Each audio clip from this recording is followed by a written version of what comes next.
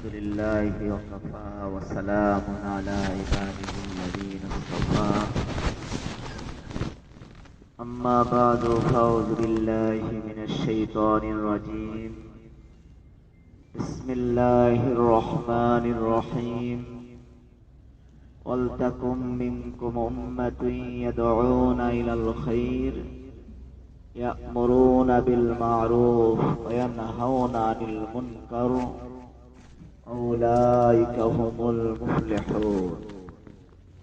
وقال رسول الله صلى الله عليه وسلم إذا عظمت أمتي الدنيا نزعت منها هيبة الإسلام وإذا تركت الأمر بالمعروف والنهي عن المنكر حرمت بركة الوحي وإذا تصابت سقطت من عين الله أو كما قال عليه الصلاة والسلام. صدق الله مولانا العظيم وصدق رسوله النبي الكريم ونحن على ذلك من الشاهدين والشاكرين والحمد لله رب العالمين. اللهم صل على محمد النبي الأمي الكريم وعليه وسلم. প্রথমে আল্লাহ রব্বুল আলামিনের শুকরিয়া আদায় করতেছি যে আল্লাহ তাআলা আমাদেরকে আল্লাহ তাআলার হুকুম পালন করার তৌফিক দান করছেন, নামাজ পড়ার তৌফিক দান করছেন। হাদিসের মধ্যে আসছে যে ব্যক্তির এক ওয়াক্ত নামাজ ছুটে গেল সে কতটুকু ক্ষতিগ্রস্ত হইল। তার ছেলে মেয়ে বউ বেটি সমস্ত সম্পদ যদি ছিনায়া নেওয়া হয় তাহলে ওই ব্যক্তিটাকে যতটুকু ক্ষতিগ্রস্ত মনে করা হয়, এক ওয়াক্ত নামাজ যদি কারো জীবন থেকে ছুটে যায় সে তার চেয়ে আরো বেশি ক্ষতিগ্রস্ত হয়ে যায়। আর আল্লাহ তাআলা ওই বড় মহান হুকুম নামাজ সালাত আমাদেরকে আদায় করার তৌফিক দান করেছেন।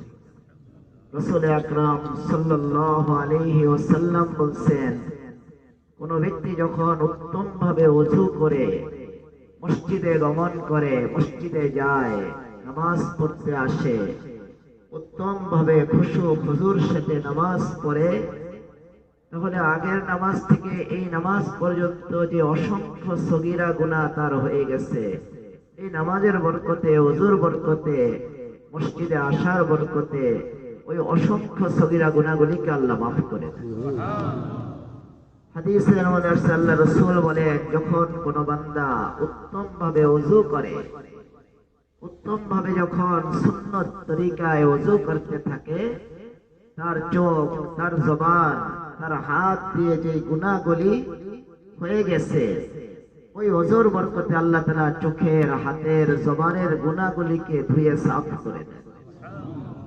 এক সাহাবী বলেন যে আমি হাদিসটা আল্লাহ রাসূল সাল্লাল্লাহু আলাইহি সাল্লামের কাছে একবার, দুইবার, এমনকি তিনবার যদি না শুনতাম তাহলে আমি এটা বয়ানই করতাম। আমি একাধিকবার আল্লাহ রাসূল সাল্লাল্লাহু আলাইহি সাল্লামের কাছে হাদিস শুনছি। আর আল্লাহ তাআলা আমাদেরকে সেই ওযু করার তৌফিক দিয়েছেন, নামাজ আদায় করার তৌফিক দান করেছেন। এজন্য আল্লাহ রাসূল সাল্লাল্লাহু আলাইহি ওয়াসাল্লাম বলেন, মান ইউরিদিল্লাহু বিহি খায়রা ইউফাক্কিহু ফিদ্দীন। আল্লাহ তাআলা যাকে ভালোবাসেন, যাকে আল্লাহ তাআলা কল্যাণ দান করতে চান, আল্লাহ তাআলা কামিয়াব করতে চান, তাকে দ্বীনের সমঝ দান করেন। তার অন্তরের মধ্যে নামাজের ভালোবাসা চলে আসে, তার অন্তরের মধ্যে রোজার ভালোবাসা আসে, আল্লাহর হুকুম পালন করার ভালোবাসা তার অন্তরের মধ্যে পয়দা হয়ে যায়। এজন্য আমরা খুব বেশি করে শুকরিয়া আদায় করব। আমরা অগণিত নিয়ামতের মধ্যে কিন্তু ডুবে আছি। আল্লাহ কোরআনে কারীমের মধ্যে বলেন, ওয়াইন তাউদ্দু নি'মাতাল্লাহি লা তুহসুহা। বান্দা, তুমি যদি এক এক করে তোমার জীবনের শুরু থেকে শেষ পর্যন্ত, এমনকি কোন ব্যক্তি যদি কিয়ামতের আগ পর্যন্ত হায়াত পায় আর কিয়ামতের আগ পর্যন্ত আল্লাহ তাআলার নিয়ামতগুলি গুনতে থাকে, কিয়ামতের আগ পর্যন্ত নিয়ামত গুনে ওই আল্লাহর নিয়ামত গুনে শেষ করতে পারবে। ওয়াইন তাউদ্দু নি'মাতাল্লাহি লা তুহসুহা। আল্লাহ তাআলার অগণিত নিয়ামতের মধ্যে আমরা ডুবে আছি। শ্বাস নিতেছি, এটা কত বড় নিয়ামত। যিনি শ্বাসকষ্টে আক্রান্ত উনি বুঝেন শ্বাস কত বড় নিয়ামত। শ্বাস নিলাম, যদি ছাড়তে না পারি তাহলে আমার মৃত্যু অনিবার্য। শ্বাস ছাড়লাম, যদি নিতে না পারি তাহলেও মৃত্যু। যেমন বলছে আমাদের আকাবিরগণ, একটা শ্বাসের মধ্যে আল্লাহ তাআলার দুইটা নিয়ামত। শ্বাস নেওয়াও একটা নিয়ামত, ছাড়াও একটা। নিতে পারা এটা একটা নিয়ামত, ছাড়তে পারা এটা আরেকটা নিয়ামত। কত অগণিত কোটি শ্বাস আমরা প্রতিদিন আল্লাহ তাআলার এরকম অগণিত নিয়ামত, চোখের নিয়ামত। আমরা এইভাবে তাকাই, বিজ্ঞান বলে একজন সুস্থ, যার চোখ সুস্থ আছে, সে এভাবে তাকালে তার চোখের আলোটা 7 কিলোমিটার পর্যন্ত দূরে চলে যায়। সে দেখতে থাকে। আমাদের এই চোখ দিয়ে দেখার জন্য আমাদের ব্যাটারি ব্যবহার করতে হয় না, চার্জ দিতে হয় না। ব্যাটারি ছাড়া, চার্জ ছাড়া এই চোখ আমাদের সার্ভিস দিতেছে। মৃত্যুর আগ পর্যন্ত চোখ আমরা ব্যবহার করতেছি। আল্লাহ তাআলাকে কোনো ভিজিট দিতে হয়, কোনো ব্যাটারি আমাদের কিনতে হয় না। এই কান আমরা ব্যবহার করতেছি, কান দিয়ে আমরা কথা শুনতেছি। এই কান যাদের বন্ধ হয়ে গেছে তারা অকেজ। যেন মুহাদ্দিসিনে কিরাম লিখছেন যে পৃথিবীতে অনেক বড় বড় মুহাদ্দিস, মুফতি, মুফাসসির, মুবাল্লিগ অতিবাহিত হয়েছে। ওনারা এই ছিল না, চোখ দৃষ্টি শক্তি ছিল না, হাত ছিল না, পা ছিল না, কিন্তু হাদিসের খেদমত, কোরআনের খেদমত ভরপুর করেছে। কিন্তু যাদের কান ঠিক ছিল না, কানে শোনে না, এই লোকগুলি খেদমত করতে তাদের অনেক বাধা। তারা বড় মুহাদ্দিস হওয়া, মুফতি হওয়ার মধ্যে, ইলম অর্জনের মধ্যে অনেক বাধা তাদের সৃষ্টি হয়ে গেছে। তারা কানেই শোনে না, অনেক কিছু অর্জন করতে পারে নাই। এই কান আল্লাহ তাআলা আমাদেরকে দান করেছেন। আমরা ব্যাটারি ছাড়া, চার্জ ছাড়া এই কান থেকে আমরা উপকৃত হইতেছি। সমস্ত অঙ্গ প্রত্যঙ্গ এরকম। যেন আল্লাহ বলেন, ওয়া ইন তাউদ্দু নি'মাতাল্লাহি লা তুহসুহা। বান্দা, তুমি যদি আমার নিয়ামতকে গণনা করতে থাকো, তুমি গণনা করে শেষ করতে পারবে না। এই অগণিত নিয়ামতের মধ্যে আল্লাহ ডুবিয়ে রাখছেন। যেন আমাদের উচিত হলো আল্লাহর নিয়ামতের শুকরিয়া আদায় করা।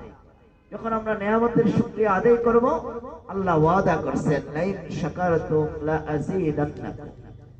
বান্দা, তুমি নিয়ামত পেলে, এই নিয়ামত পেয়ে যদি বান্দা তুমি শুকরিয়া আদায় করো, তোমার নিয়ামতকে আমি আরো বাড়িয়ে দেব।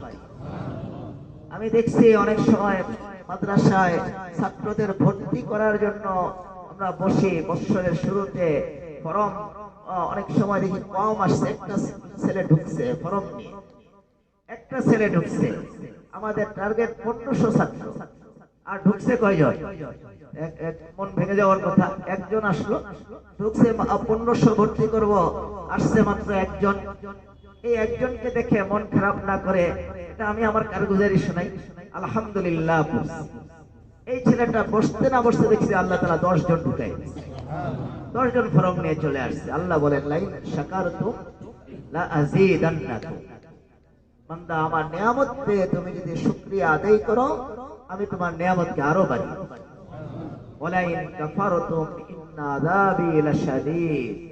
বান্দা, তুমি আমার নিয়ামত পেলে আর শুকরিয়া আদায় করলে না, চোখ তুমি ভুলভাবে ব্যবহার করলে, চোখের গুনাহ করলে, চোখ দিয়ে আমার কুদরত দেখলে না। শজর মে হজর মে তেরে রঙ্গ বো, যুধার দেখতা হো উধার তু হি তু।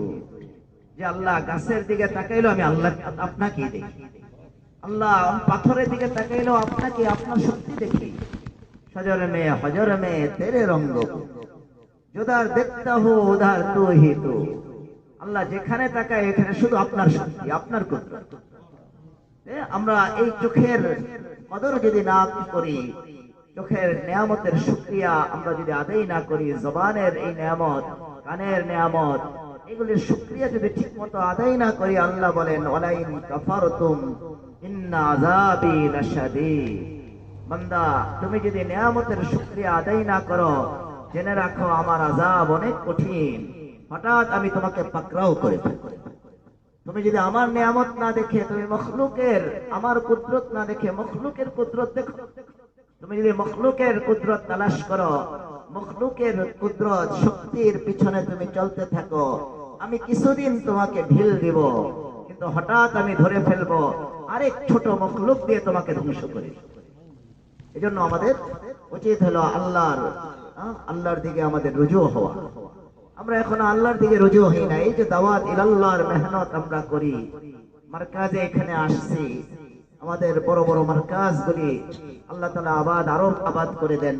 আমরা এই মেহনতে যে শরীক আছি, এর মূল মাকসাদই হলো আমাদের দিলকে আল্লাহমুখী, আমরা আল্লাহমুখী হয়ে যাওয়া, আমাদের জীবনের মধ্যে দ্বীন আসা, অন্তর থেকে আসবাব বের করে দেওয়া। অন্তরের মধ্যে আমাদের খুব আসবাব জমা হয়ে যায়। এই আসবাব, এটা হলে মনে হয় এটা হবে, এটা না হলে এটা হবে না।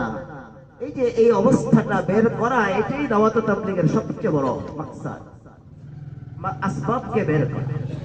এজন্য আমরা দাওয়াত ইলাল্লাহর কাজ করব, মাকসাদকে সামনে রাখবো। আল্লাহ কোরআনে কারীমের মধ্যে আমাদেরকে আদেশ করতেছেন, ওয়াল তাকুম মিনকুম উম্মাতুন ইয়াদউনা ইলাল খায়র। আল্লাহ বলতেছেন আমার বান্দাদের মধ্যে একটা উম্মত, একটা জামাত এরকম থাকা উচিত যারা মানুষকে খায়ের কল্যাণের দিকে ডাকে।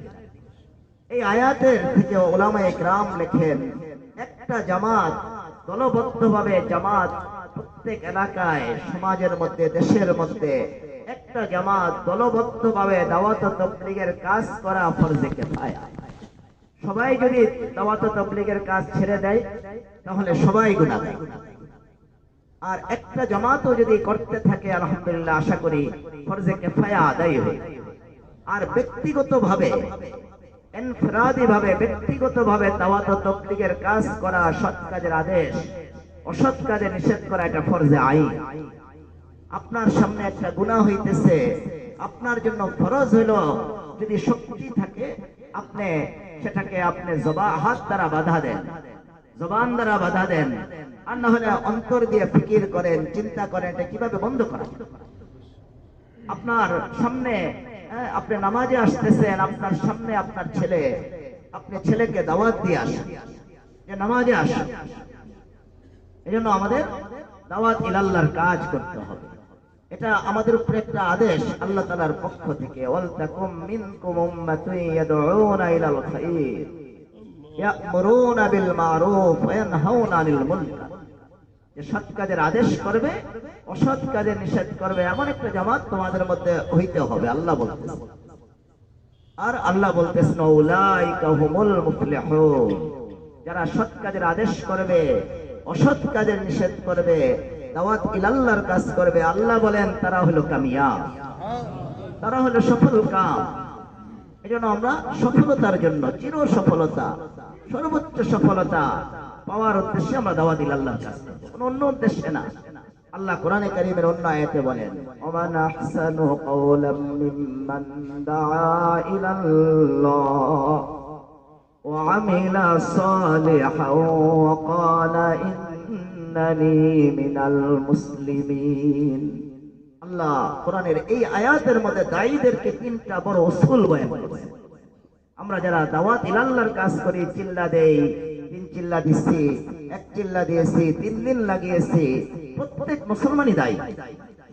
প্রত্যেক মুসলমানের দায়িত্ব হলো দাওয়াত ইলাল্লাহর কাজ করা। যিনি মাদ্রাসায় বুখারী শরীফ পড়ায় উনি তো সর্বোচ্চ দায়ী। যিনি মাদ্রাসার মধ্যে উর্দু কায়দা পড়ায়, আলিফ বা তা সা পড়ায়, উনি অনেক বড় দায়ী। এই যে আজান দিলে মুয়াজ্জিন, উনি আল্লাহর দিকে ডাকছে না দুনিয়ার দিকে ডাকছে বলেন? তাহলে উনিও একজন দায়ী। দায়ী এটা ব্যাপক, দাওয়াতের কাজটা ব্যাপক। যিনি বুখারী শরীফ পড়ায় ইনিও দায়ী, যিনি উর্দু কায়দা পড়ায়, আলিফ বা তা সা পড়ায়, উনিও দায়ী। আমরা যারা ব্যবসা বাণিজ্য করি, মাঝে মধ্যে মাসে 3 দিন আমরা লাগানোর জন্য আমরা বের হয়ে যাই, বৎসরে চিল্লা দিতেছি, 3 চিল্লা দিতেছি, আমরা আলহামদুলিল্লাহ দায়ী। আল্লাহ বলতেছেন দায়ীদের উসুল বয়ান করতেছেন, দায়ীদের দাওয়াতের কাজ করতে গিয়ে কোন বিষয়গুলি সামনে রাখতে হবে। যদি এই 3টা বিষয় যেটা এই আয়াতের মধ্যে বলা হয়েছে, এগুলি যদি দায়ী, দাওয়াত ইলাল্লাহ কাজে যারা আছেন, ওনারা যদি এই 3 বিষয়কে সামনে না রাখে, দাওয়াত ইলাল্লাহর কাজ করেও তারা নাকাম হয়ে যাবে, সফল হইতে পারবে না। আল্লাহ বলেন, ومن أحسن قولا ممن دعا إلى الله وعمل صالحا وقال إنني من المسلمين আল্লাহ বলেন ওই ব্যক্তির কথার চেয়ে দামি আর ভালো কথা কার হতে পারে যে আমি আল্লাহর দিকে মানুষকে ডাকে। বলেন আল্লাহ বলছে কি আল্লাহর দিকে যাকে ডাকে, যে আল্লাহর দিকে ডাকে, নফসের দিকে ডাকে না, নিজের খায়েশের দিকে কাউকে আহ্বান করে না, যে শুধু ডাকে আল্লাহর দিকে, আল্লাহর জন্য আল্লাহর দিকে ডাকে। এই শব্দের থেকে এটা উলামায়ে কেরাম বলেন যে দাঈ ইলাল্লাহদেরকে ইশারা করা হইতেছে, সাবধান, তুমি যদি দাওয়াতের কাজ করো আমির হওয়ার নিয়তে, তুমি যদি দাওয়াত ইলাল্লাহর কাজ করো বড় মুরব্বি সাজার নিয়তে, তাহলে তোমার দাওয়াত কবুল হবে। এখানে ইলাল্লাহ বলছে ওমান আহসানু কাওলাম মিম্মান দাআ ইলাল্লাহ। আল্লাহ বলতেছেন ওই ব্যক্তির কথার চেয়ে দামি আর কার কথা হইতে পারে যে আমি আল্লাহর দিকে শুধু মানুষকে ডাকি।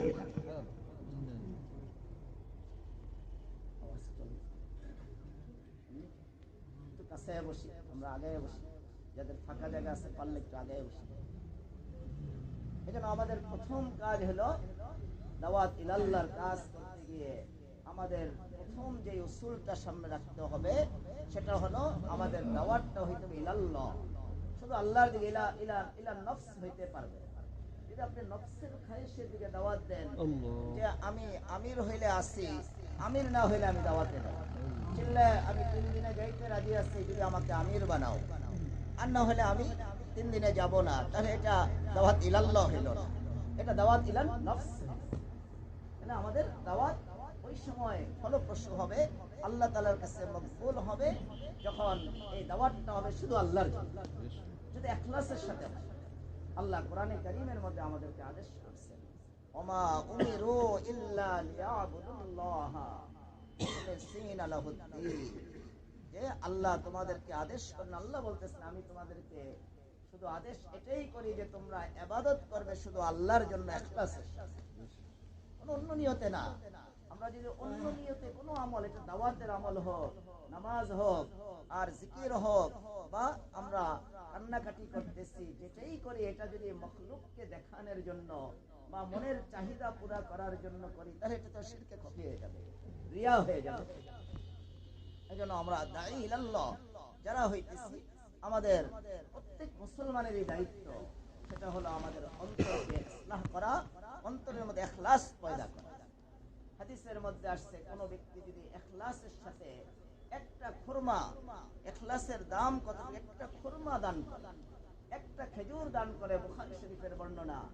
আল্লাহ রাসূল বলেন যে ইখলাসের সাথে যদি কেউ একটা খুরমা দান করে, এই খুরমাটা ইখলাসের সাথে দান করার কারণে আল্লাহ এত খুশি হন, এই খুরমা পরিমাণ সওয়াবটাকে আল্লাহ তাআলা আপন কুদরতি হাতের মধ্যে নিয়ে নেন। সুবহানাল্লাহ। আর আল্লাহ তাআলা এই কুদরতি হাতে নিয়ে ওই খুরমা পরিমাণ সওয়াবটাকে পালতে থাকে। আল্লাহর কুদরতি হাতে দিয়ে ওই ইখলাসের সাথে যে খুরমা পরিমাণ দান করছিল, ওইটা আল্লাহর কুদরতি হাতে গিয়ে পাহাড় সমতুল্য হয়ে যায়। সুবহানাল্লাহ। ইখলাসের দাম আল্লাহ তাআলার কাছে বেশি। এজন্য আমাদের দাওয়াত ইলাল্লাহর কাজ করতে হবে ইখলাসে। আল্লাহ রাসূল বলেন, ক্বালা রাসূলুল্লাহি সাল্লাল্লাহু আলাইহি ওয়াসাল্লাম, ইন্নাল্লাহা লা ইয়ানজুরু ইলা সুওয়ারিকুম ওয়া আমওয়ালিকুম ওয়ালাকিন ইয়ানজুরু ইলা কুলুবিকুম ওয়া আমালিকুম। আল্লাহ রাসূল বলতেছেন, আল্লাহ তোমাদের সূরত দেখে না, কে সাদা, কে কালো, কে সুন্দর, কে অসুন্দর, এটা আল্লাহ তাআলা দেখেন না। আল্লাহ তাআলা তোমাদের মাল দেখে না, কে ধনী কে গরীব। আল্লাহ রাসূলের সাহাবী, আল্লাহ রাসূল সাল্লাল্লাহু আলাইহি সাল্লামের সাহাবী উসমান রাদিয়াল্লাহু তাআলা অনেক সুন্দর, অনেক ধনী, উনি আল্লাহর প্রিয় পাত্র হইছেন, আল্লাহকে মেনে, রাসূলকে মেনে। আর আল্লাহ রাসূলের আরেক সাহাবী বেলাল রাদিয়াল্লাহু তাআলা আনহু, উনি কালো হাবশী, আবার মিসকিন গরীব, উনি একেবারে গোলাম, কৃতদাস। উনিও আল্লাহকে মানছেন, আল্লাহ রাসূলকে মানছেন, কত দামি হয়ে গেছে। যিনি ওই যে সুন্দর, যিনি ধনী, উনি যেমন আল্লাহকে মেনে দামি হয়ে গেছে, আর যিনি অসুন্দর, কালো, সম্পদ নাই, উনি আল্লাহকে মানার কারণে উনিও এত দামি হয়েছে। যে আল্লাহ রাসূল মেরাজ থেকে এসে বলছে, বেলাল তুমি কি আমল করো, আমি জান্নাতের মধ্যে আমার আগে তোমার পায়ের শব্দ পাইছি। তাহলে আল্লাহ তাআলা এটা দেখেন না কে সুন্দর কে কালো। ইন্নাল্লাহা লা ইয়ানজুরু ইলা সুওয়ারিকুম ওয়া আমওয়ালিকুম, আল্লাহ তোমাদের সুরত দেখে না, মাল দেখে না, কে ধনী কে গরীব। ওয়ালাকিন ইয়ানজুরু ইলা কুলুবিকুম ওয়া আ'মালিকুম। আল্লাহ রাসূল বলতেছেন আল্লাহ কি দেখেন? আল্লাহ শুধু দেখে তোমাদের অন্তরের অবস্থা। তোমাদের অন্তরের মধ্যে ইখলাস আছে কিনা, শুদ্ধ নিয়ত আছে কিনা, শুদ্ধ নিয়তে মাদ্রাসায় পড়াইতেছি কিনা, শুদ্ধ নিয়তে আলেম হইতেছি কিনা, শুদ্ধ নিয়তে বক্তৃতা বয়ান করতেছি কিনা, না টাকার জন্য করতেছি, নামের জন্য করতেছি, এটা আল্লাহ তাআলা দেখেন। আল্লাহ তাআলা অন্তরের অবস্থা দেখেন, আর আল্লাহ তাআলা আমাদের আমালকে দেখে, আমলকে দেখে। বান্দা আমল করে কি? তাহলে আমাদের প্রথম এই আয়াত থেকে বুঝে আসছে আমাদের সর্বপ্রথম প্রত্যেক মুসলমানেরই সব আমল দাওয়াত ইলাল্লাহর ক্ষেত্রেও সব ক্ষেত্রে আমাদের নিয়তকে শুদ্ধ, নিয়তকে অশুদ্ধ করে আমরা হাজার আমল করতে পারবো। হাদিসের মধ্যে আসছে আল্লাহ তাআলা কিয়ামতের ময়দানে সর্বপ্রথম একজন শহীদকে উপস্থিত করবে, একজন বড় আলেমকে উপস্থিত করবে, একজন বড় দানবীরকে উপস্থিত করবে। আল্লাহ তাআলা শহীদকে বলবে যে তুমি দুনিয়াতে আমি তোমাকে হায়াত দান করছিলাম, তুমি এই হায়াতে কি কাজ করছো বলো। ওই শহীদ উত্তরে বলবে যে আল্লাহ কি করি নাই, আমি তো আপনার সন্তুষ্টির জন্য আমি জিহাদ করতে করতে আমার জীবনটা পর্যন্ত বিসর্জন দিয়েছি, আমি আপনার রাস্তায় শহীদ হয়ে গেছি। আল্লাহ হাদিসের মধ্যে আসছে আল্লাহ বলেন, আল্লাহ বলবেন যে না তুমি আমার জন্য শহীদ হও নাই, তুমি এই জন্য শহীদ হইছো যে মানুষ তোমাকে বীর বিক্রম বলবে, তোমাকে বাহাদুর বলবে, তোমাকে দেশের বড় বাহাদুর বীর বলবে, তোমাকে বীর উপাধি দিবে। এটা তো তুমি দুনিয়াতে পেয়েই গেছো, তাহলে তোমার আখিরাতে আর কিছু পাওয়ার নাই। হাদিসের মধ্যে আসছে আল্লাহ আদেশ করবে ফেরেশতাকে, সে যেহেতু শহীদ হইছে আমার সন্তুষ্টির জন্য না, অশুদ্ধ নিয়তে, তাকে অধমুখী করে জাহান্নামের আগুনে নিক্ষেপ করবে। একজন বড় আলেমকে আনবে, যাকে সবাই বড় হুজুর বলতো, বড় আলেম বলতো, সেই লোকটাকে ডেকে নিয়ে আসবে। আলেমকে ডেকে নিয়ে আসে বলবে যে বলো আমার জন্য কি করছো। ওই আলেম উত্তরে বলবে যে আল্লাহ আমি আমার জীবনটাকে আপনার রাস্তায় উৎসর্গ করছিলাম, আমি চাটাইয়ের মধ্যে বসে বসে কষ্ট মুজাহাদা করে আমি ছাত্রদেরকে কোরআন পড়াইছি, হাদিস পড়াইছি, ফিকহ পড়াইছি। হাদিসের মধ্যে আসছে আল্লাহ বলবে যে না তুমি আমার জন্য পড়াও নাই, তুমি সব নফসের জন্য করছো। মানুষ যেন তোমাকে বড় হুজুর বলে, মানুষ যেন তোমাকে বড় বক্তা বলে, বড় আলেম বলে, এই জন্য এগুলি করছো, এগুলি তো দুনিয়াতে পেয়ে গেছো। আল্লাহ ফেরেশতাকে আদেশ করবে এই আলেমকে অধমুখী করে জাহান্নামে আল্লাহ তাআলা একজন দানবীরকে উপস্থিত করাবেন যে তুমি আমার জন্য কি করছো। সে বলবে আল্লাহ কি করি নাই, এই যে বড় মসজিদ করে দিছি, অমুক জায়গায় বড় মসজিদ, অমুক জায়গায় বড় মার্কাজ করে দিছি, রাস্তার পাশে বড় বড় মসজিদ আমি করে দিছি, কিন্তু গ্রামের ভিতরে কি করে নাই, মসজিদের প্রয়োজন মসজিদ বানাই নাই, রাস্তার পাশে যে দেখা যায় ওখানে মসজিদ বানিয়ে দিছি, মন্দিরও বানিয়ে দিছি। আল্লাহ ওই দানবীরকে বলবে যে না এগুলি তো তুমি দান করছো, সদকা করছো, তোমাকে যেন মানুষের দানবীর বলে, এটা তো দুনিয়াতে বলা হয়ে গেছে, যাও এখন অধমুখী হয়ে জাহান্নামে পড়ে যাও, তাকেও জাহান্নামে নিক্ষেপ করা হবে। তাহলে বোঝা গেল আমাদের আমল, একজন শহীদ সে নাজাত পেল না ইখলাস না থাকার, একজন আলেম ইখলাস না থাকার কারণে জাহান্নামে যেতে হবে, একজন দানবীরের জাহান্নামে যেতে হইতেছে ইখলাস না থাকার।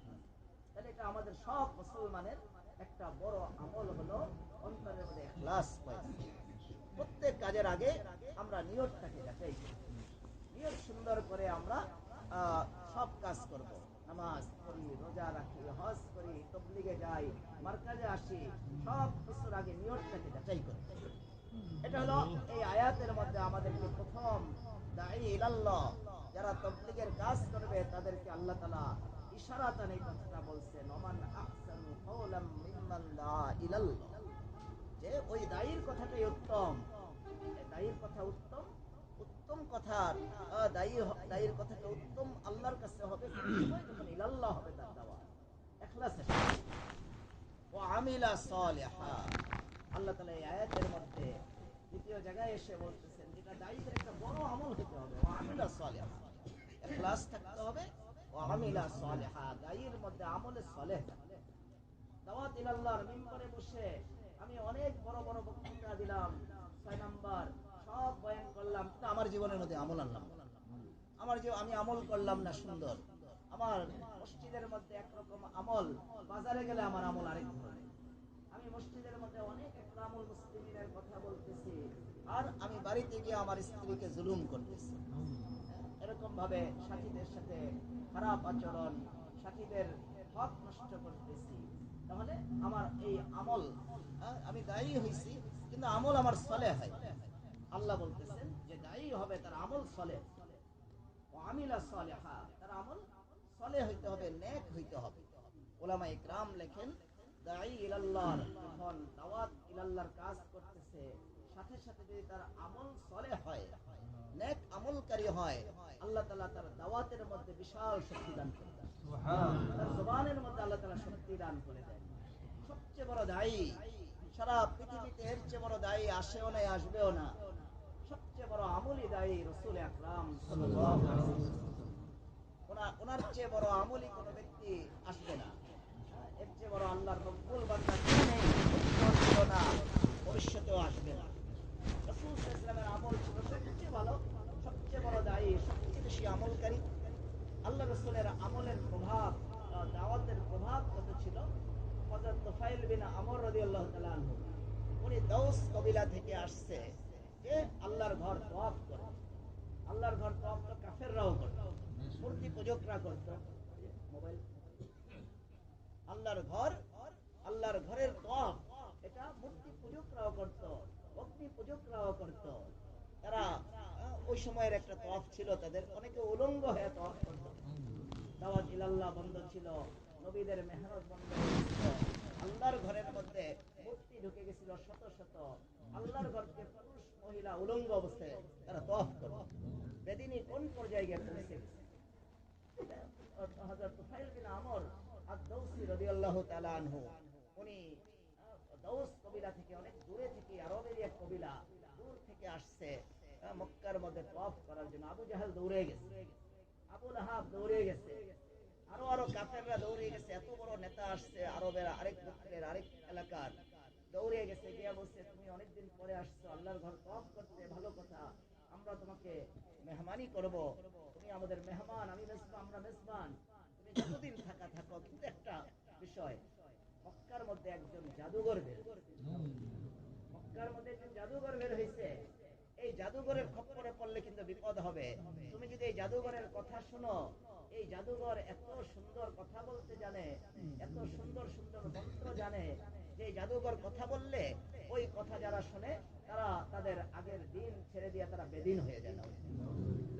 তুফাইল বিন আমর রাদিয়াল্লাহু তাআলা উনি বলেন, আমি 4 দিন পর্যন্ত পলাইয়া লুকাইয়া মক্কার মধ্যে আমি আল্লাহর ঘরকে তওয়াফ করছি। 4 দিন পর্যন্ত পলাইয়া, যেন ওই জাদুঘর আমাকে দেখতে না পারে, কারণ আমি তো বেদিন হয়ে যাই।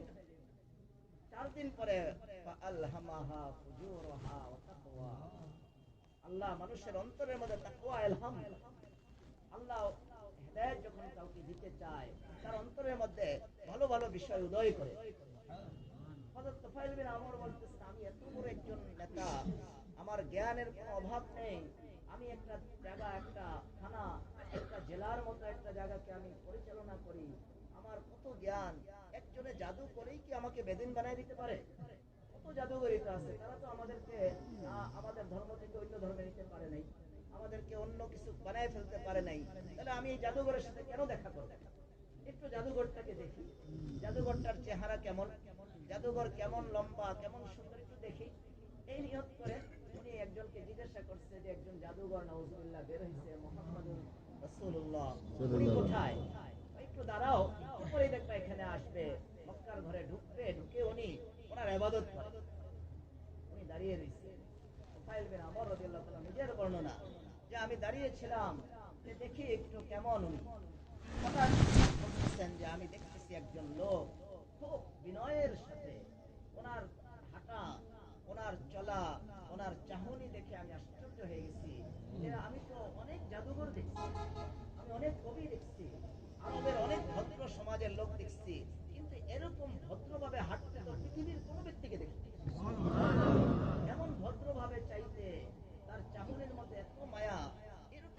উনি এমন চোখ, এমন চেহারা, এমন চাঁদের মতো চেহারাওয়ালা ব্যক্তি তো আমি জীবনে দেখি।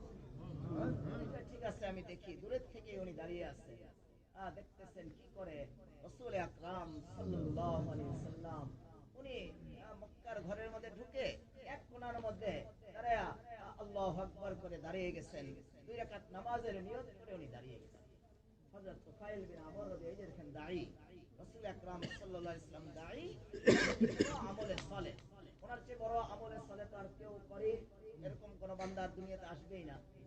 উনি দাঁড়ায় গেছেন নামাজে। তুফাইল রাদিয়াল্লাহু তাআলা বলেন, আমি ওনার 2 রাকাত নামাজ দেখলাম, আল্লাহর রাসূল সাল্লাল্লাহু আলাইহি সাল্লামের নামাজটা দেখে আমার এত ভালো লাগছে, আল্লাহর রাসূলের নামাজ আমার কাছে এত আকর্ষণীয় মনে হয়েছে যে এই নামাজ আমাকে চুম্বকের মতো টেনে রাসূলের কাছে নিয়ে এসেছে। আমি দৌড়ে চলে গেছি যে এত সুন্দর নামাজ, কি নামাজ, কি ইবাদত। ওনার নামাজ আমাকে চুম্বকের মতো টেনে ওনার কাছে নিয়ে গেছে। উনি সালাম ফিরে দেখে, আমি বাম পাশে সালাম ফিরে দেখে আমি বসা। আমি বললাম যে আমি শুনছি আপনি কিছু কথা বলেন, মন্ত্র পড়েন, আপনি কিছু কবিতার মতো পড়েন, ওই কবিতা, ওই মন্ত্র, ওই জাদু, ওগুলি কিছু আমাকে শোনান তো। উনি একটা ছোট্ট সূরা শোনায়, একটা ছোট্ট সূরা, 3 আয়াত 4 আয়াত বিশিষ্ট একটা ছোট্ট সূরা রাসূল আকরাম সাল্লাল্লাহু আলাইহি সাল্লাম তেলাওয়াত করছেন তুফাইল বিন আমর রাদিয়াল্লাহু তাআলা আনহুর সামনে। তুফাইল রাদিয়াল্লাহু তাআলা বলেন, মা হাযা কালামু, এটা কোনো কোনো মানুষের কালাম তো হতে পারে না। আমি অনেক জাদুঘরের মন্ত্র শুনছি, অনেক কবিদের কবিতা পড়ছি, আমি অনেক আরব সাহিত্যিকদের লেখা পড়ছি, এটা কোনো মানুষের কালাম হইতে পারে না, নিশ্চিত এটা আল্লাহ রাব্বুল আলামিনের কালাম। মানে আল্লাহ রাসূল বলেছে, ইয়া রাসূলুল্লাহ, আমি হাত তুলে দিলাম, ইয়া রাসূলুল্লাহ, আপনার চেহারা, আপনার ইবাদত, আমাকে আপনার এই যে কালাম আমাকে শোনাইলেন, এই কালাম আমাকে বলতেছে আপনি সত্য নবী, ইয়া রাসূলুল্লাহ, আপনি আমাকে মুসলমান বানান। এজন্য আল্লাহ বলেন, ওয়া আমিলা সালিহা, দায়ীদের একটা বড় গুণ হইতে হবে আমলে সালেহ। দায়ীদের যদি আমলে সালেহ থাকে, তাদের জবান দিয়ে বেশি কথা বলতে হবে। তাদের আমল দেখে হাজারো লোক হেদায়েত পেয়ে। তাদের আমল দেখে হযরত আনোয়ার শাহ কাশমিরি রাহমাতুল্লাহ আলাইহি বলছে 700 বছরের মধ্যে এত বড় মুহাদ্দিস সারা বিশ্বে আসে। এত বড় হাদিস বিশারদ হযরত আনোয়ার শাহ কাশমিরি রাহমাতুল্লাহ আলাইহি, উনি বাড়িতে যাবেন, কাশ্মীরে যাবেন, দেওবন্দ মাদ্রাসা ছুটি হয়েছে, বাড়িতে যাবেন, উনি পাগড়ি পরে, আমরা তো এখন পাগড়ি ছেড়ে দিছি, সুন্নত ছেড়ে দিছি, আমরা এখন মডার্ন হয়ে গেছি, দিন দিন মডার্ন হয়ে গেছি।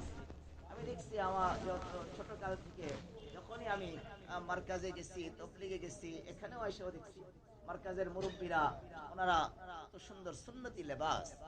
সিলেট মার্কাজে ওদিন আমি গেছিলাম ছাত্রদের ওইখানে আমাকে বয়ানে বসে মাগরিবের পর সব গুজারি, এখানে গিয়ে দেখি সব মুরব্বিয়ানে কেরাম আলহামদুলিল্লাহ, যদি ওলামা আছে ওনারা তো আছেই, জানেন ওলামা না, ডাক্তার, ইঞ্জিনিয়ার, ওনারাও দেখি সব মুত্তাবি সুন্নাহ, মাথা থেকে পা পর্যন্ত সব কাজ সুন্নাত তরিকায়, মাশাআল্লাহ।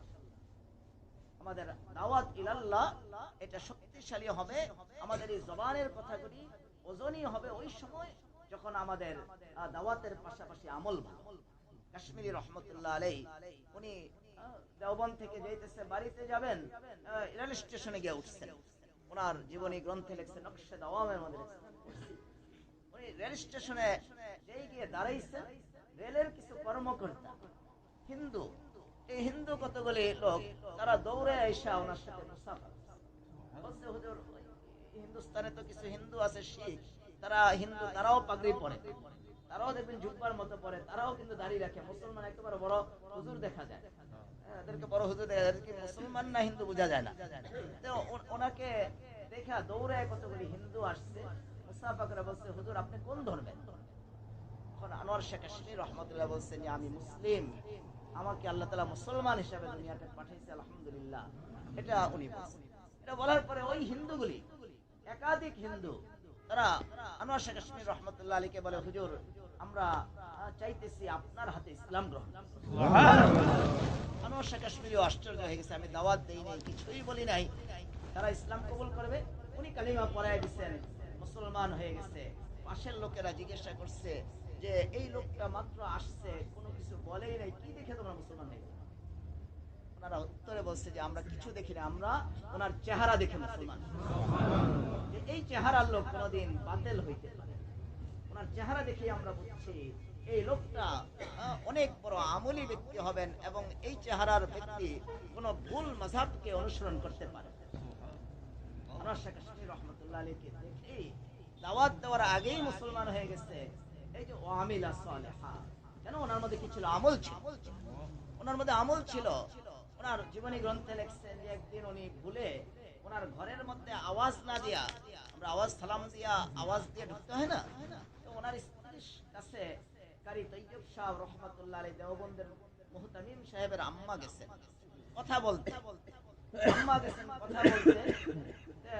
কারি তৈয়ব সাহেব রহমাতুল্লাহ আম্মা, উনিও বয়স্ক মহিলাই, উনি গেছেন যে আনোয়ার শাহ কাশমীরি জানেন না, উনি আসসালামু আলাইকুম বলে উনি ঘরে ঢুকে, ঘরে ঢুকে যে মহিলা যে বসা অন্য, উনি মনে করছে ওনার স্ত্রী, স্ত্রী মনে করে উনি ওই মহিলার দিকে একবার শুধু তাকিয়েছে। অথচ নজরাতুল উলা, নজরে উলা প্রথম নজর যদি অনিচ্ছায় পড়ে এটা তো গুনাহ না, এটা কোনো গুনাহই না। অথচ উনি এই যখন প্রথম নজর ওই মহিলার দিকে পড়ার পরে বুঝতে পারছে এটা আমার স্ত্রী না, উনি পিছনে চলে আসছে, আস্তাগফিরুল্লাহ পরে চলে আসছে। আয়েশা দারুল হাদিসের মধ্যে বসে ডেস্কের মধ্যে মাথা লাগাইয়া দীর্ঘ সময় উনি কাঁদছেন। ছাত্ররা মনে করছে মনে হয় ওনার কোন ছেলে মারা গেছে। ওনাকে জিজ্ঞাসা করছে, হুজুর আপনি এত কাঁদতেছেন কেন? আজকে প্রথম আমার একজন বেগানা নারীর দিকে আমার চোখ পড়ছে। ও আমিলা সালেহা, নেক আমল। একজন দায়ীর যখন এরকম নেক আমল থাকে, নেক আমল করতে থাকে, তখন ওই দায়ীর দাওয়াতের মধ্যে, চেহারার মধ্যে, তার আমলের মধ্যে আল্লাহ তাআলা শক্তি দান করে। এজন্য আমরা যারা দাওয়াত ইলাল্লাহর কাজ করি, আমাদের দাওয়াত ইলাল্লাহর পাশাপাশি আমাদের আমল কি হইতে হবে? সালেহ হইতে হবে, ভালো আমল হইতে হবে, সুন্দর আমল হইতে হবে। আমরা মেখল মাদ্রাসায় পড়ছি, সারা বাংলার মুফতি আজম মুফতি ফয়জুল্লাহ সাহেব রহমাতুল্লাহ আলাইহি সর্বপ্রথম বাংলাদেশে দাওয়াত ইলাল্লাহর কাজ যখন মাত্র সূচনা হইতেছে, অনেকের সন্দেহ ছিল এটা হক না বাতিল।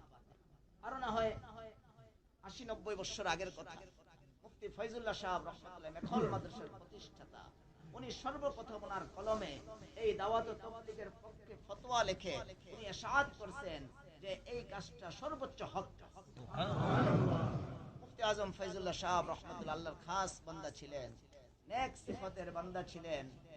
ওনার কাছে একজন ব্যক্তি এসে বলছে যে হুজুর আমার মেয়েকে এমন খবিস জিন আক্রান্ত করছে, যত কবিরাজ আছে মুসলিম অমুসলিম আলেম গায়রে আলেম সব কবিরাজ বেটে খেয়েছি, এই জিন আরো আমার চ্যালেঞ্জ করে দেয়, ওই কবিরাজই অসুস্থ হয়ে যায়, ওকে চিকিৎসা করতে চায়।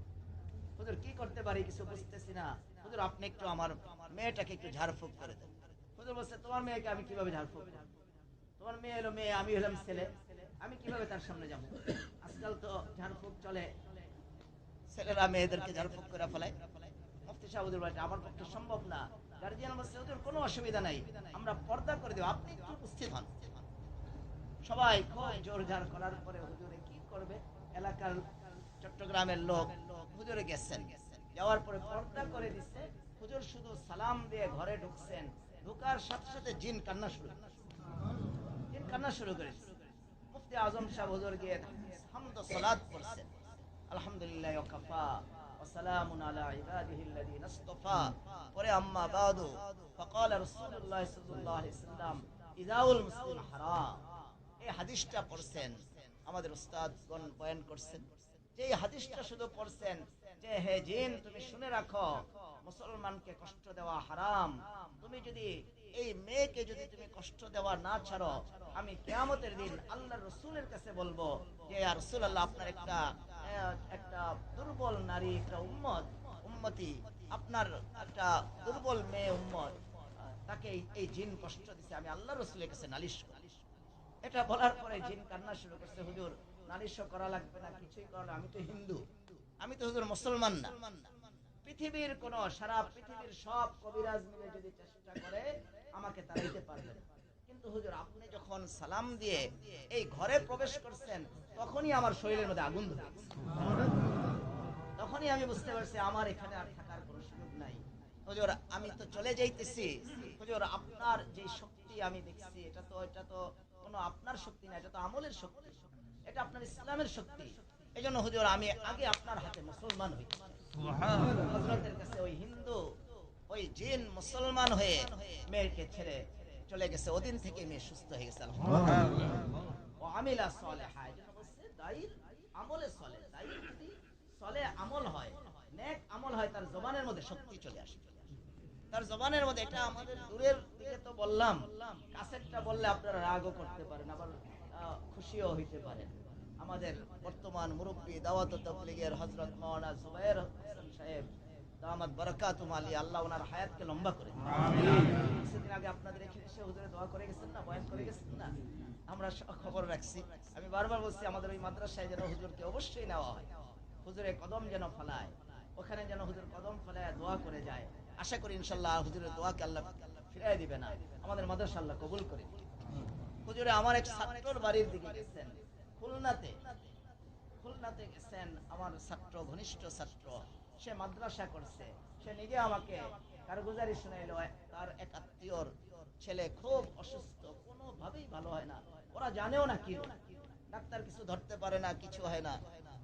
তো জুবায়ের হাসান, আমাদের মাওলানা জুবায়ের সাহেব হুজুরের কাছে তারা আবদার করছে যে হুজুর আমাদের এই বাচ্চাটা কোনোভাবেই সুস্থ হইতেছে না, ঝাড়ফুঁকও করে ডাক্তার সব বেটে খাইতেছি, তার রোগই কেউ ধরতে। আমার এই ছাত্র বলল, সে তো এখন বড় আলেম, তাদের বাড়ির ঘটনা যে জুবায়ের সাহেব দামাত বারাকাতুহু আলিয়া ওই বাচ্চাটার দিকে একবার তাকায় বলছে, এই তোরা আর এই বাচ্চাকে কষ্ট দিস না। এটা বলার সাথে সাথে বাচ্চা সুস্থ হয়ে গেছে। এটা তো আমাদের জিন্দা মুরব্বির ওকিয়া। ও আমিলা সালেহা, যখন কোন দায়ীর আমল সালেহ হবে, আমল নেক আমল হবে, তখন তার জবানের মধ্যে শক্তি চলে আসবে, তার ঝাড়ফুঁক করতে হবে না, তার মুখ দিয়ে এমনি যা বের হবে এটাই আল্লাহ কাছে। পুরা কোরআন শরীফ লটকায় দিলে আমরা কাজ হয় না, আর ওনারা সামান্য কথা বললে কাজ হয়ে যায়। এটার মূল কারণ হলো আমিলা সালেহা, নেক আমল। এজন্য আমরাও নেক আমল করব, আমাদের আমলকে সুন্দর করব। যত আমরা আমলকে সুন্দর করব, আমাদের আমাদের দাওয়াত শক্তিশালী হবে। আল্লাহর দাওয়াতটা কি হবে? কাবাইতিল আনকাবুত। আমাদের দাওয়াতটা হবে মাকড়সার জালের মতো। মাকড়সার জাল যেমন একেবারে দুর্বল, এরকম মাকড়সার জালের মতো দুর্বল হবে আমাদের দাওয়াত। আমাদের দাওয়াতের কোনো ওয়েট হবে না, ওজন হবে না।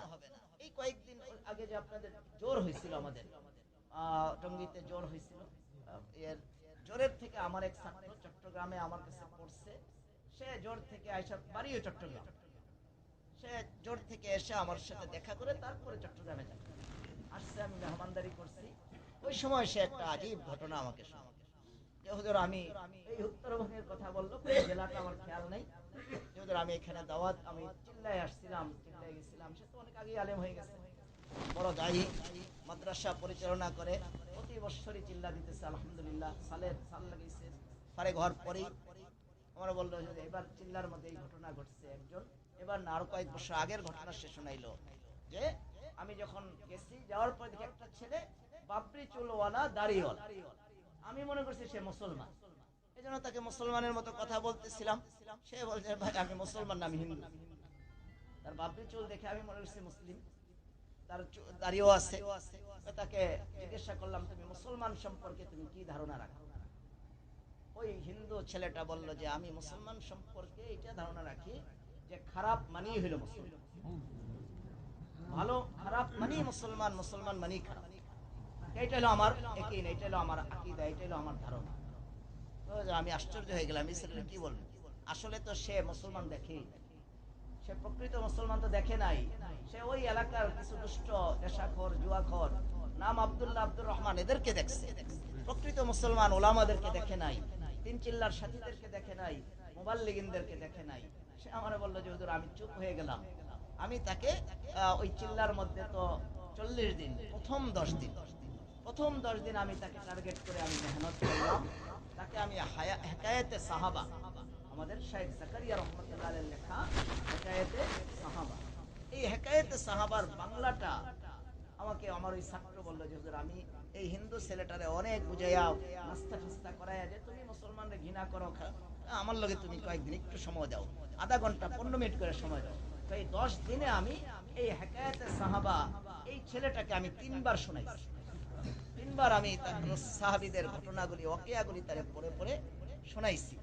10 দিন পরে আমার সাথে যে একটু চলাফেরা করলো, তার একটু নাস্তা করাইছি, জামাতের সাথীরা তার সাথে ভালো ব্যবহার করছে। 10 দিন পরে এই হেকায়েতে সাহাবা শোনারও পরে তাকে জিজ্ঞাসা করলাম যে এখন বলো মুসলমান সম্পর্কে তোমার ধারণা কি? তো ওই ছেলেটা যেটা 10 দিন আগে প্রথমে বলছিল যে খারাপ মানেই মুসলমান, মুসলমান মানেই খারাপ, এই ছেলেটাই 10 দিন মেহনত করার পরে একজন দায়ী, একজন আলেমের 10 দিন মেহনত করার পরে বলতেছে এখন আমার ধারণা হলো ভালো মানেই মুসলমান। দাওয়াত ইলাল্লাহর কত শক্তি! আমার এই ছাত্র আরো সুসংবাদ করলো, আরো 10 দিন লেগে রইলাম, আরো 10 দিন তার পিছে আমি সময় দিলাম। আরো 10 দিন সময় দেওয়ার পরে এই ছাত্রটা, ওই ছেলেটা, ওই হিন্দুটা আমাদের হাতে মুসলমান। এই যে দাওয়াত ইলাল্লাহর শক্তি, দায়ীর মুখের জবানের শক্তি, এটা আমলে সলের কারণে। এজন্য আমরা আমাদের আমলকে সলে করব, করে আমরা দাওয়াত ইলাল্লাহর কাজ করতে থাকবো। অল্প হলেও এটার ওজন হবে ভারী, এটার ওজন অনেক ভারী হবে, এটা আমরা নিজেরাই উপলব্ধি করব। وقال انني من المسلمين, দ্বিতীয় উসুল আল্লাহ এই আয়াতের মধ্যে দায়ী ইলাল্লাহ আমরা খুব নিজের দিলের মধ্যে বসাবো। অনেকে আমরা, আমি আমারটা আগে বলি, তারপরে আপনারটা আমি বললে আপনি একটু কম রাগ হবেন, যে আমি আলেম হয়ে গেছি, আমাকে আল্লাহ বলতেছেন ওয়াকালা ইন্নানি মিনাল মুসলিমিন, যে তুমি নিজেরে বলো যে আমি মুসলমানদের থেকে একজন নগণ্য মুসলমান, আমি খুব গণ্য মুসলমান না, আমি খুব বড় হুজুর না। অর্থাৎ তুমি দাওয়াত ইলাল্লাহর কাজ করবে, তুমি বুখারী পড়াইবা, উর্দু কায়দা পড়াইবা, বা 3 চিল্লা 1 চিল্লা দিবা, সবই তো দাওয়াত ইলাল্লাহ, সব তো আল্লাহর দাওয়াত। ওই সময় তোমার অন্তরের মধ্যে অবস্থাটা কেমন হইতো? ওই সময় তুমি যদি একটা চিল্লা বা 3টা চিল্লা দিয়ে যদি তুমি খুব নিজেকে বড় আমির মনে করো, এবং তুমি নিজেকে অনেক ভালো মনে করো, অন্যদেরকে নিকৃষ্ট মনে করতে থাকো, তাহলে তুমি প্রকৃত দায়ী ইলাল্লাহ হইলা। তোমার দায়ী ইলাল্লাহ হইতে হইলে, মকবুল দায়ী হইতে হইলে ওয়াকালা ইন্নানি মিনাল মুসলিমিন, তুমি এটা বলো যে আমি মুসলমানদের থেকে একজন নগণ্য মুসলমান, আমি কোন গণ্য মুসলমান না, বিনয়ী হয়ে ওয়ালা তামশি ফিল আরদি মারহা। এজন্য আমরা আয়াতের এই 3 উসুল হযরত শেখ জাকারিয়া রাহমাতুল্লাহ আলাইহি এখানে 2টা অর্থ বলছেন। একটা হলো যে বিনয়ী হইতে হবে, একটা অর্থ, আরেকটা একটা সূক্ষ্ম অর্থ উনি বয়ান করছেন, যে অনেকে অক্সফোর্ড বিশ্ববিদ্যালয়ে পড়ালেখা করতে যায়, বা বাংলাদেশের কোনো বড় আজকাল আধুনিক বিশ্ববিদ্যালয়, এগুলো আসলে নষ্টামির কেন্দ্র, এগুলিতে যায় পড়ালেখা করতে, তখন অনেকে হীনমন্যতায় ভুগে যে আমি মুসলমান, আমি অক্সফোর্ড বিশ্ববিদ্যালয়ে গেছি, পরিচয় দিতে সে ভয় পায় যে মুসলমান বললে কোনো আমার ইজ্জত কমে যায় কিনা, ইজ্জত সম্মান কমে যায় কিনা। আল্লাহ ওই লোকগুলিকে যাও, যত উন্নত জায়গায় যাও, সেখানে তুমি গর্ব করে বলো যে আমি মুসলমান, তুমি হীনমন্যতায় ভুগো না। ইসলাম কবুল করা এটা কোনো বেইজ্জতির কারণ না। হযরত ওমর রাদিয়াল্লাহু তাআলা আনহু যখন বাইতুল মুকাদ্দাস ফিলিস্তিনকে বিজয় করলেন, আল্লাহ তাআলা এই ফিলিস্তিনকে আবার মুসলমানদের হাতে দিয়ে দেন। ফিলিস্তিনকে যখন বিজয় করলেন, মুসলমানদের হাতে ফিলিস্তিন চলে আসলো। বাইতুল মুকাদ্দাসের সফরে ওমর রাদিয়াল্লাহু তাআলা মদিনা থেকে গেলেন, আর ওই সময় যাওয়ার পরে ওনাকে যারা ইস্তেকবাল করছে, খ্রিস্টানরাও ইস্তেকবাল করছে, খ্রিস্টানরা যুদ্ধে পরাজিত হয়েছে। এখন অর্ধবিশ্ব যিনি শাসন করে আমিরুল মুমিনিন আসছে, আমিরুল মুমিনিন আসছে দেখা করার জন্য। খ্রিস্টানদের সবচেয়ে বড় পাদ্রী ওনাকে দেখা আশ্চর্য হয়ে বলছে, হুজুর আপনি আমিরুল মুমিনিন, আপনি অর্ধবিশ্ব শাসন করেন, আপনার গায়ের পোশাকটা তো অনেক কম দামি। 18টা তালি ছিল ওনার পাঞ্জাবির মধ্যে, ওই সময় ওনার পাঞ্জাবির মধ্যে 18টা তালি ছিল। 18 তালি বিশিষ্ট পাঞ্জাবি পরে উনি বাইতুল মুকাদ্দাসে প্রবেশ করছেন। প্রবেশ করার পরে প্রধান পাদ্রী খ্রিস্টানদের বলতেছে যে এটা কেমন পাঞ্জাবি পরছেন, আপনার তো ইজ্জতই থাকবে না, আপনাকে তো কেউ আমিরুল মুমিনিনই মানবে না, এরকম কম দামি পোশাক পরলে তো তার দামই থাকে না। তখন হযরত ওমর রাদিয়াল্লাহু তাআলা আনহু অনেক তেজস্বী মানুষ না, উনি তো লা ইয়াখাফুনা লাওমাতা লাইম, কাউকে ভয় করতেন না, আল্লাহ ছাড়া কাউকে ভয় করতেন না।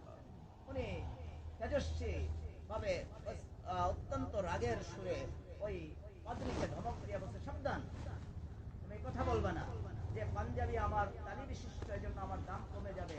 আল্লাহ তাআলা পাঞ্জাবির কারণে, কোন পদের কারণে আমাদেরকে দামি করে নাই। আযযানাল্লাহু বিল ইসলাম, আল্লাহ আমাদেরকে ইজ্জত করছে ইসলামের মাধ্যমে। সুবহানাল্লাহ। আমাদের ইসলাম, আমাদের ধর্ম, আমাদের আমল, আমাদের এই দিন, আমাদের সুন্নাহ, এগুলি তো আমাদের ইজ্জতের কারণ। এখন মুসলমান ছেলে টুপি পড়তে সে শরম পায়। আগে তো তবু মসজিদের মধ্যে কয়েকটা টুপি থাকতো, কিছু ছেলে পেলে তারা ওই বাহিরে টুপি পরে না, মসজিদের টুপিটা এইসব পয়রা নামাজ পরে ফেলে রেখে দেয়। আর এখন বিভিন্ন আজে বাজে কথা, যন্ত্রের কথা শুনতে শুনতে যন্ত্রের মতো হয়ে গেছে।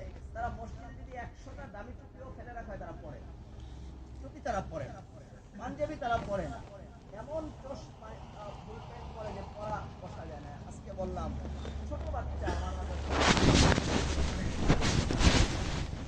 6 বছর 7 বছরের মতো, এই বাচ্চাটা তার আব্বাকে নিয়ে আসছে, তার আব্বাকে নিয়ে আসছে যে, আর আব্বা এসে বলতেছে, হুজুর আমার ছেলে বলছে আপনি বলে কি কথা বলছেন, আমি জানি না, আমি তো কোনো কথা বলা, আমি চিনি না ওই লোকটাকে।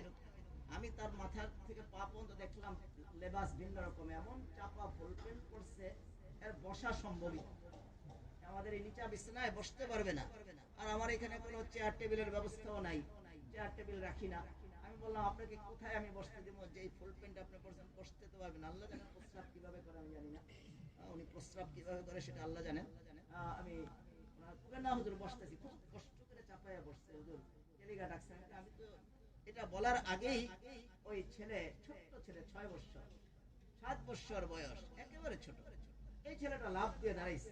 ওর আব্বা যে বসছে, ছেলে দাঁড়ানোর পরে বাপের সমান হয়েছে, এত ছোট ছেলে দাঁড়াইয়া বাপের এই গালের মধ্যে এইভাবে ধরছে, ধরে বলছে, হুজুর আমি নিয়ে আসছি, আপনি একটু আমার আব্বার জন্য দোয়া করে দেন, আমার আব্বা যেন আজকে থেকে দাঁড়িয়ে রাখে। আমি আশ্চর্য হয়ে চেয়েছি, ছোট ছেলে এই দাওয়াত। আমি মনে করছি আব্বা যেই চোষ পায়, ফুল প্যান্ট, তার বগস অন্যরকম, হাতে হেলমেট, অন্যরকম চলাফেরা, না জানি রাগ হয়ে যায়, বলে যে ছেলে পড়াবোই না এখন, এগুলি বলে না। এই যে দাওয়াত, এই যে ছোট ছেলের দাওয়াত আল্লাহ শক্তিশালী করছে। ওই বাপটা আর খুশিতে আনন্দিতে আল্লাহু আকবার বলে উঠে ছেলেটাকে কোলে নিয়ে বুকে জড়ায় বসে, হুজুর আমি আজকে থেকে দাঁড়িয়ে রেখে দিলাম। আমাদেরকে আল্লাহ তাআলা ইজ্জত দান করছে। আযযানাল্লাহু বিল ইসলাম লা বিল লিবাস, না কোন পোশাকের দ্বারা আমাদেরকে ইজ্জত দান করছে, বলেন কোন পোশাকের দ্বারা আমাদের ইজ্জত?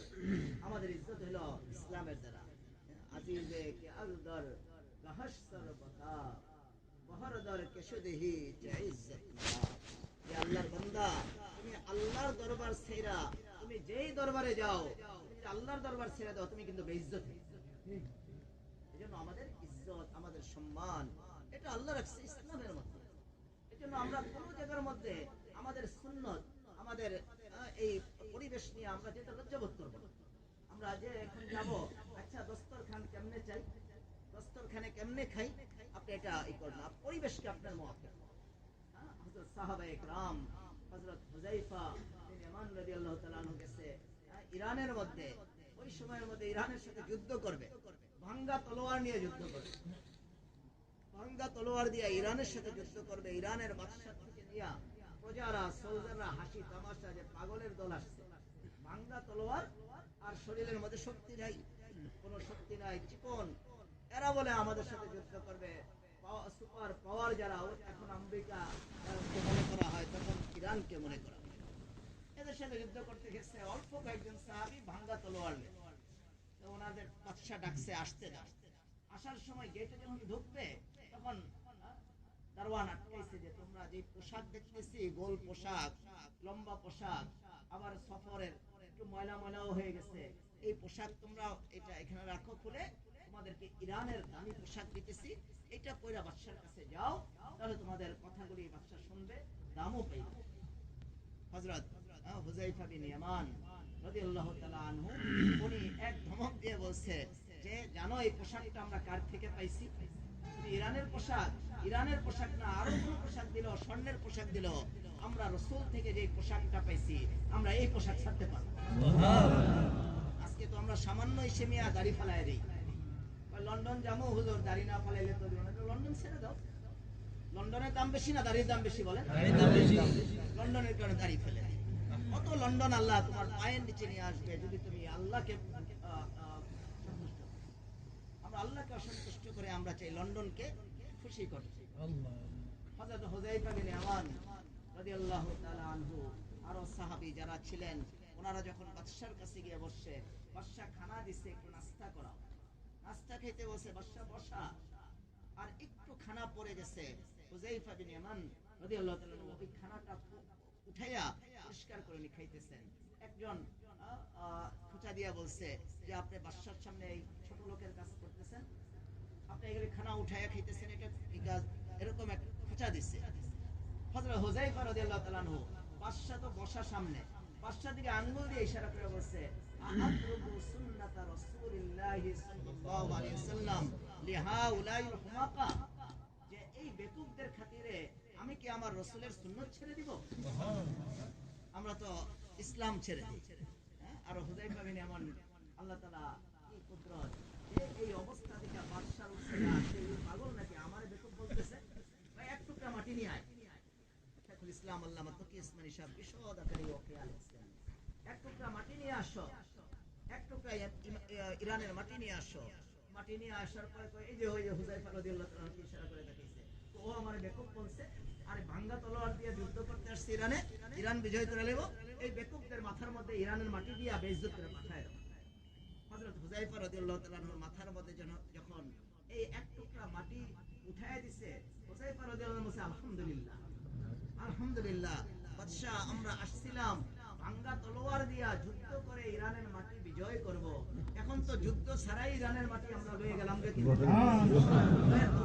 উনি বাদশা ডরায় গেছে, এই কি অবস্থা, ইরানের মাটি তো নিয়েই গেল গা, তাড়াতাড়ি ধর ওদেরকে। আর হুযায়ফা রাদিয়াল্লাহু তাআলা মারছে, উনি মাটি দিবে না। বাহিরে যখন গেছে, উলামা ইকরাম লেখেন এই যে একটা সুন্নাত জিন্দা করছে, মাটিতে খানা পড়ছে, উঠায় খাইছে, পোশাকটা পাল্টায় নাই, আল্লাহ সুন্নতের উপরে খুশি হয় কি প্রতিদান দিছে। বাহিরে যাওয়ার পরে সোলজাররা আটকাইছে যে তোমরা এই ভাঙ্গা তলোয়ার দিয়ে ইরানের সাথে যুদ্ধ করবা, তোমাদের তলোয়ারটা একটু দেখি তো। এই তলোয়ারটা লেখছে যে তলোয়ারটাও মাঝখানটা এটাকে জোড়াতালি দিয়ে এটা ঠিক করে নিছিল। এই তলোয়ার দেখে হাসা শুরু করছে যে ভাঙ্গা তলোয়ার দিয়ে তোমরা আমাদের সাথে যুদ্ধ করবা, আমাদের কত আধুনিক অস্ত্র। তারপরে হুযায়ফা রাদিয়াল্লাহু তাআলা আনহু বলেন, রবিয়া বিন আমের রাদিয়াল্লাহু তাআলা আনহুমা বলেন যে তোমরা আমাদের ভাঙ্গা তলোয়ার দেখছো, আমাদের যে এই যে একটা চিকন হাত আছে এটা একটু দেখবা না, এটা এইভাবে খুলে দেয়। এই চিকন হাতের মধ্যে আর ভাঙ্গা তলোয়ারের মধ্যে আল্লাহ কি শক্তি দিয়েছে এটা একটু দেখো। সব সৈন্যের প্রধান যারা আছে সবাই জমা হয়ে গেছে, বলছে তোমাদের রাষ্ট্রের সবচেয়ে শক্তিশালী ঢালটা যেটা কেউ ভাঙতে পারে না আঘাত করে, ওইটা এনে একটু উপস্থিত করছে। ওরা হাসতেছে, ভাঙ্গা তলোয়ার আর এই চিকন হাত দিয়ে ওরা কি করবে। হযরত রবিয়া বিন আমের রাদিয়াল্লাহু তাআলা আনহু ওই ভাঙ্গা তলোয়ারটা নিয়ে আল্লাহু আকবার বলে একবার ওই শক্তিশালী ঢালটার মধ্যে আঘাত করছে, দুই টুকরা। সবাই আশ্চর্য হয়েছে, এটা কি হচ্ছে? এটাকে তো কুড়াল দিয়ে পিটে ঠিক করা যাবে না, দুঃখণ্ডিত করা যাবে না। এরা কি এই দুনিয়া এই জমিনের মানুষ না মঙ্গল গ্রহের থেকে আসছে না অন্য গ্রহ থেকে আসছে? সবার ভিতরে ভয় ঢুকে গেল যে না, এদের সাথে যুদ্ধ করে পারা যাবে না। এই যে ভয় ঢুকলো, আল্লাহ তাআলা যুদ্ধবিহীন ইরানকে বিজয় দান করেন। শুধু সুন্নতকে জিন্দা করার কারণে আল্লাহ তাআলা দুইটা সুন্নতকে ওনারা ছাড়ে নাই। কঠিন মুহূর্তের মধ্যে সুন্নতকে আর দ্বীনকে ধরে রাখছে। আল্লাহ তাআলা যুদ্ধ ছাড়াই বিজয় দান করেন। এজন্য আমরা আমাদের ইসলামকে ইন্নানী মিনাল মুসলিমিন, আল্লাহ বলতেছেন যে বান্দা কোন জায়গায় গিয়ে হীনমন্যতায় ভুগবে না। তুমি অক্সফোর্ডে যাও, আমেরিকা যাও, লন্ডনে যাও, সবখানে তুমি বুক ফুলায় বলবে যে আনা মুসলিম, আমি মুসলমান, আমি অমুসলিম না। মুসলমান হওয়াটা হলো আমার সৌন্দর্যতা, মুসলমান আমার গর্ব। আল্লাহ আমাদের সবাইকে বুঝ দান করেন। যা বললাম, যা শুনলাম, এর উপরে আমল করার তৌফিক দান করেন। আমাদের অন্তর থেকে আল্লাহ তাআলা আসবাবের মহব্বত ভালোবাসা উঠে আল্লাহমুখী, আমাদের অন্তরকে আল্লাহমুখী করে দেন।